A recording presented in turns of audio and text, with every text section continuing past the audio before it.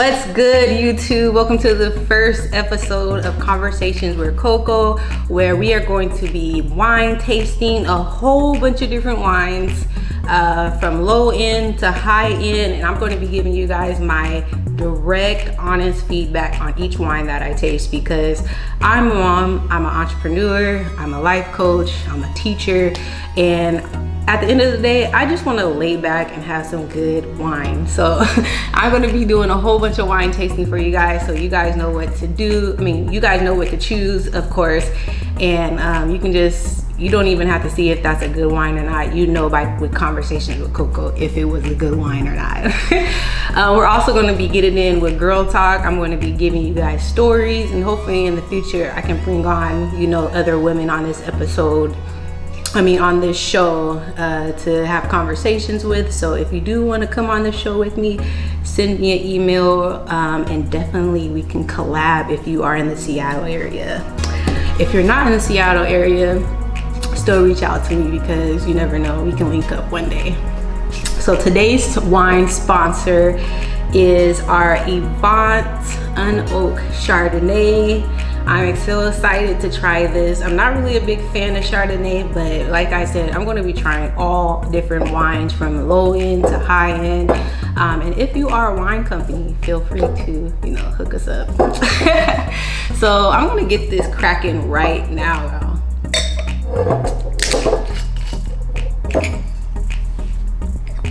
Here we go.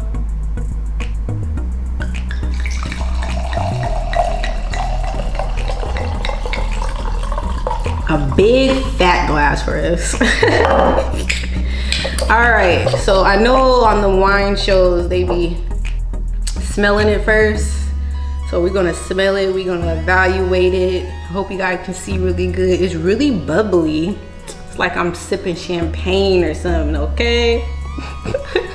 So let's go ahead and smell this. It's really bubbly. Woo! Chardonnay always just has like a super strong smell. It's like we're about to get wasted already. I don't even need to taste it. We already know we're about to get wasted when we smell Chardonnay. So yeah, it just tastes, it smells like Chardonnay. It's really strong. It's like a gold type of color, as you can see.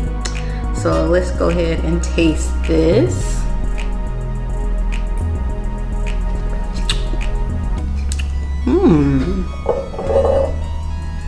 It's actually really smooth. The reason why I don't like Chardonnay, because it's really strong for some reason to me when I down it. I don't know, maybe it's just because I'm not really a fan of white wine. I really love red wine, but it's really smooth. Like, I didn't think that. Maybe it's the unoaked, I'm not sure. It's from Kendall and Jackson, so that is the main company. Let me go ahead and look at the back. Yeah, Kendall and Jackson. It's a family company in California, Santa Rosa, and it has a crisp apple. Okay, it has a crisp apple and pear flavors with hints of tropical citrus, resulting in a superb, youthful, lively type of taste. So definitely I can taste the fruitfulness of it. It's very smooth.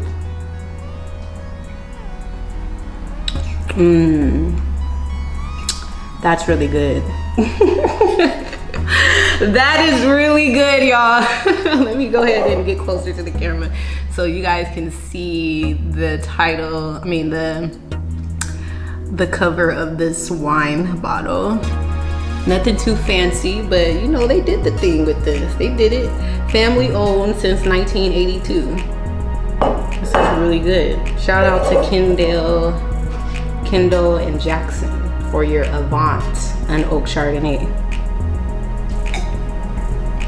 And the only reason why I chose this bottle first to start, because I love my R&B, my old school R&B, and I love Avant. Shout out to Avant. He is a phenomenal artist. Makes amazing music. And I was like, oh, they got Avant on the bottle? I know that's a corny reason why to pick it, but it's really good. All right, so let's get started with the juicy talk. So my last YouTube video I was going to tell you guys about with this conversation is my first kiss and my first crush. So I know you guys are like, what's going on? You kissing people you don't like? But no, it was not even like that. So I'm gonna start with my first crush, because my first crush I never kissed. He was just a crush, and I'm not even gonna lie, he was a Caucasian guy. And that's nothing wrong with that. I'm not saying nothing is wrong with that, but for myself, like, that was amazing that I actually had a crush on a Caucasian guy, and that was my first crush. So I'm gonna go ahead and tell you guys the backdrop. I used to volunteer when I was in 8th grade with mental disability kids at Seattle Center. And it was a whole bunch of us middle school students. No, actually, we was in 9th grade. No, we was in 8th grade. So it was a whole bunch of us middle school students volunteering at the Seattle Center with mental disability kids, and we would help them, you know, just play sports, do arts and crafts, all that good stuff, read to them. And we had a big meeting with all the kids, all the middle school kids that were the mentors, us of course. And I saw him coming from far away. I saw him coming from far away, and guess where he wanted to sit though? He wanted to sit right next to me. So yeah, so he came and sat right next to me in the chair. I swear, I'm not even gonna front. All the white girls, all the Asian girls, all the black girls was looking at him like, hey, he fine. They even knew he was fine. I was like, okay. And then he gonna come sit next to me. Then he said, hey, I forgot his name too. It was so long, I'm sorry. But if you watching me, holla at your girl. So anyways, yeah, he was like, he introduced himself to me. I was like, he got confidence. So I introduced myself to him. Next thing you know, I was like, whoo, this boy's fine. So then, you know, I'll let it go. Next thing you know, we were in the same class with our students. We were in the same art class. Heck a cool dude. We talked the whole summer when we went to go volunteer. He had a car. I think he was older than me. Yeah, he was in 9th grade or 10th grade. I don't know, but he had a car already. It was one of them racer cars. And I was so mad because I was so shy and I just could not get his number. I didn't ask for his number. And it was like, I don't know. I should have, but you know, you always let the man approach you sometime. But I was like, man, I should ask for that man's number, and I had never seen him again. But shout out to you, because you was my first crush and you had confidence. You know what you was doing. So yeah, I'm gonna take another sip to that story. Amazing, amazing. All right, so let me tell you guys about my first kiss. So I was in 9th grade. I remember this for a fact. It was like year after this. It was like, man, the 8th grade year, the boys were just coming. So anyways, my 9th grade year, I met this guy, and I really didn't like him at first. And I'm not gonna say his name, but he know who he is if you're watching this. So he was actually in 8th grade and I was in 9th grade. I know it sounds so corny now. I'm like, what would you doing dating a middle schooler? So anyways, yeah, so I really didn't like him at first. I did not like him. He was too loud. He was always like jumping up and down, had so much energy. He was just so too much. I'm like, back up. But he was persistent. And look, persistence can get you anywhere in life. I'm trying to tell you, persistence can get you anywhere in life, okay? Whether that's being with a job, a career, a business, trying to get in a relationship, or business. I mean, a persistence can get you anywhere. So he was just persistent. He was like, and I was like, you know what? I'm just gonna give him a try. I'm just gonna go ahead and just talk to him. And when I started to talk to him, I gave him a chance. I seen a different side of him that was more emotional and sweet. which was weird from the jumpy, energetic person that I was like always hanging out with. So this is a wine show, y'all. So we gonna sit and we gonna sip and we gonna talk. So anyways, so we was walking home one day and we was with a group of people, group of kids, and we let the other kids go up. You know, he trying to be sneaky. He let the other kids go farther and he held me back, and we was on this huge hill. Like, we was on top of this huge hill and the sunset was looking amazing, y'all. And he turned me around, he came from behind me and he put his arms around me and he was like, look at that sunset. When he said that, y'all, when he said that, y'all, I was like, okay. I was like, okay, you little romantic. Like, okay, I'm seeing a whole different side of you, okay? So we was just sitting there looking at the sunset on the top of the hill, and he turned me around and we kissed, and it was the most beautifulest romantic thing I've ever had to this day, and I'm 30. Oh my God, y'all men gotta step it up. I had an 8th grader doing more romantic things than y'all. Let me drink to that. Okay, yeah, so it was romantic, and that just proves right there, fellas, that like, just when Valentine's Day passed, like, yeah, it's okay to spend hella money.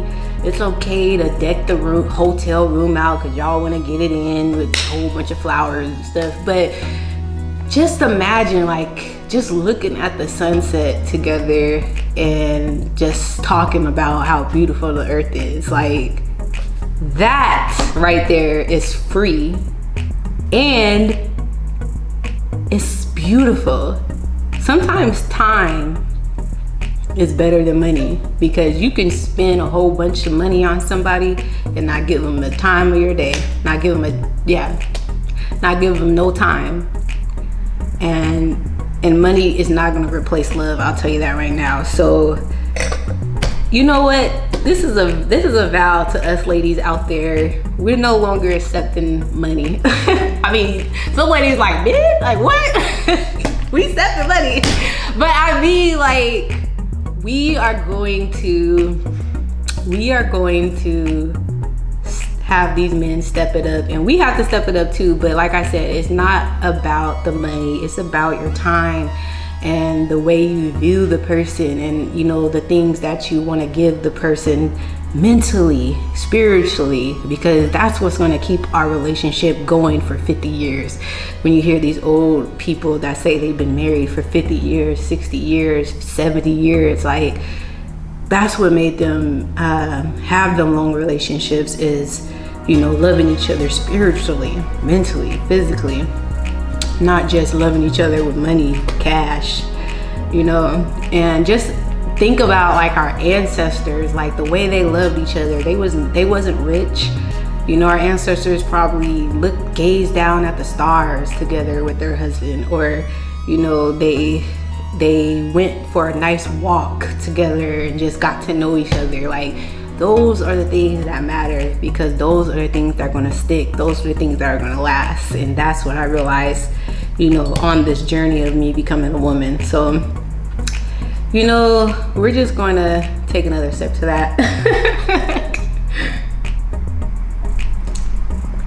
Yes. So yeah, that is kind of the first little dip and dab that I'm gonna give you guys with this series. I promise I'm gonna try to give you guys this series once a month, if I can, twice a month, but we're gonna do this girl talk conversations with Coco at least once a month, because I have so many stories, so many positive things to say, so many funny things to say, things that I went through, and I'm just excited about life now, and I'm ready to live it. So you guys have an amazing day. Thank you for sticking with me on this journey. And I hope to, you know, conversate with you guys in the future. Drop a comment below if you like the series name, if you like Conversations with Coco. Like and subscribe to this channel if you want to see more content. And yeah, that is it. Peace.